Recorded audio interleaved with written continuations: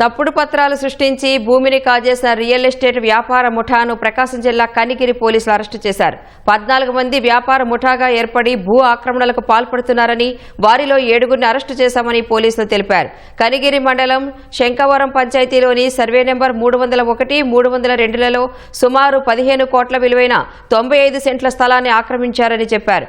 నకిలీ స్టాంపులు, నకిలీ ధృవీకరణ పత్రాలు సృష్టించడమే కాక అధికారుల సంతకాలను సైతం ఫోర్జరీ చేసి మరొకరికి విక్రయించేందుకు సిద్ధపడ్డారని వివరించారు. నిందితుల నుంచి అనధికార స్టాంపులు, నకిలీ ధృవీకరణ పత్రాలు స్వాధీనం చేసుకున్నామని కనిగిరి డీఎస్పీ సాయి ఈశ్వర్ యశ్వంత్ తెలిపారు.